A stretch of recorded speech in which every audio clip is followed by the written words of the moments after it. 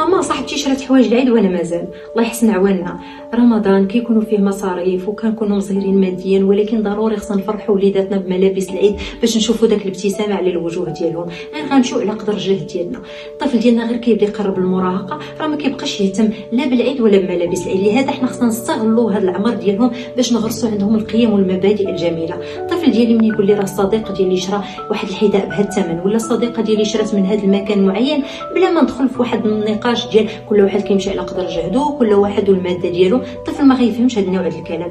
غنقول له زوين هادشي اللي شرا، ولكن حنا ها هو المبلغ اللي ما غاديش نقدروا نتجاوزوا، ودابا خصك تجي معايا باش تختار شنو اللون اللي بغيتي ولا النوع ديال الحذاء اللي بغيتي. الطفل ضروري خصو يشعر بانه حتى هو كيساهم في الاختيار ديال الملابس ديالو، لان الفرحه ديال العيد راه كتكون عند الطفل هذيك العشر دقائق الاولى من يوم العيد، ومن بعد كيمشي يلعب وكينساهم. ولكن شنو اللي ترسخ عنده في الذهن ديالو هي هذيك الخرجه مع والديه باش يختار الملابس، يحطهم حدا راسو وينعس فرحان، وفي الصباح باغي غير يلبسهم ويتباهى قدام العائله. هذاك هو الفرحه عند الطفل ديالنا، ومن خلال هذه الفرحه غنرسخوا عنده في الذهن ديالو القيم والمبادئ، لما العائله الفرحه ديال العيد والقيمه ديال العيد.